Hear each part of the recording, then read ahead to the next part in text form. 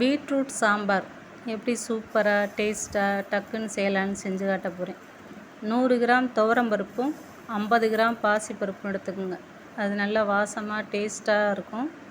அதை நல்லா கழுவிட்டு 1 லிட்ரு தண்ணி ஊற்றி அதை ஒரு அரை மணி நேரம் ஊற வச்சுருங்க. அடுத்து ஒரு அரை டேபிள் ஸ்பூனு மஞ்சத்தூள் போட்டுக்கோங்க. ஒரு 1/4 டேபிள் ஸ்பூனு பெருங்காயத்தூள் போட்டுக்கோங்க. ஒரு டேபிள் ஸ்பூனு நெய் ஊற்றிக்குங்க. நெய் நல்லா வாசமாக டேஸ்ட்டாக இருக்கும். பருப்பில் ஊற்றி வேக வைக்கையில் நல்லா பருப்பு நல்லா வேகும், நல்லா சாம்பார் டேஸ்ட்டாக இருக்கும். அடுத்து 2 பழுத்த தக்காளி எடுத்து நல்லா நைஸாக கட் பண்ணி போட்டுக்குங்க. தக்காளி இப்போ உள்ள தக்காளி வேக மாட்டேங்குது, அதனால் நல்லா நைஸாகவே போட்டுக்குங்க.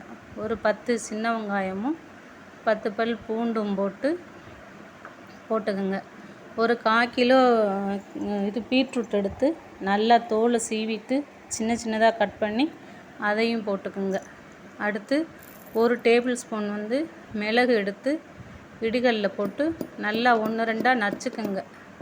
மிக்சியில் போட்டிங்கன்னா ரொம்ப பவுட்ரு ஆயிரும், அது அந்தளவுக்கு நல்லா இருக்காது.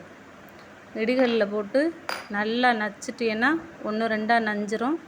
அது போடும் பொழுது நல்லா இருக்கும். அந்த இனிப்பு தன்மையெல்லாம் எடுத்துரும், பீட்ரூட்டில் உள்ள இனிப்பை எடுத்துரும்.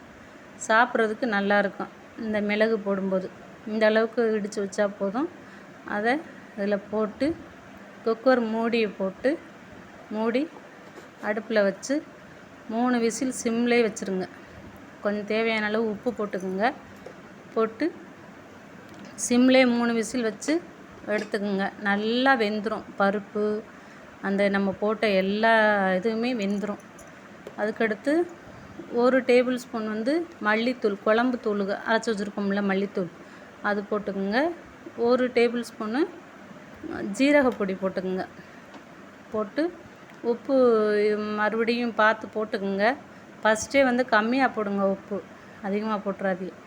அது நல்லா கொஞ்சம் தண்ணி ஊற்றி நல்லா கொதிக்க விட்டுருங்க. அந்த பச்சை வாடை போகிற அளவுக்கு, அந்த தூள் பச்சை வாடை போகிற அளவுக்கு நல்லா கொதிக்க விட்டு, அதுக்கடுத்து ஒரு ஃபேன் எடுத்து அடுப்பில் வச்சுட்டு ஆயில் ஊற்றிட்டு அதில் கடுகும் ஜீரகமும் போட்டு பொரிய விடுங்க. ஜீரகம் அந்த சாம்பாரை இன்னும் டேஸ்ட்டாக தூக்கி கொடுக்கும், அதனால் ஜீரகம் போடுங்க. போட்டு நல்லா பொரிஞ்சதும் அடுத்து வெங்காயம், காஞ்ச மிளகாய், கருவேப்பிலை இது 3ஐயும் போட்டு நல்லா வதக்கிக்கிறங்க. நல்லா பொன்னிறமாக வதங்கினதுக்கு பிறகு அதில் சாம்பார் தூள் 1 டேபிள் ஸ்பூனும் மிளகாய்த்தூள் 1 டேபிள் ஸ்பூனும் போட்டு நல்லா அந்த எண்ணெயிலே வதக்கிக்கிறங்க. பச்சை வாடை போகிற அளவுக்கு நல்லா வதக்கிக்கிறங்க. வதங்கினதுக்கு பிறகு அந்த சாம்பாரில் எடுத்து மாற்றி அதில் கலந்து விட்டுருங்க. கலந்து நல்லா கொதிக்க விடுங்க. கொஞ்சம் அந்த தாளிப்பு எல்லாமே சாம்பாரில் மிக்ஸ் ஆகிற அளவுக்கு நல்லா கொதிக்க விடுங்க. சிம்லேயே வச்சுக்கோங்க, ஹை ஃப்ளேம்லலாம் வைக்க வேணாம். சிம்மில் வச்சிங்கன்னா நல்லா எல்லாத்துலேயும் குக் ஆகி நல்லா மிக்ஸ் ஆயிரும். இந்த அளவுக்கு வந்தால் போதும். நம்ம சாதம், சப்பாத்தி, தோசை, இட்லி எதுக்கு வேணாலும் போட்டுக்கலாம். போட்டு சாப்பிட்டீங்கன்னா சூப்பராக டேஸ்ட்டாக இருக்கும். நீங்களும் சாப்பிட்டு பாருங்கள். பார்த்துட்டு எப்படி இருக்குன்னு சொல்லுங்கள்.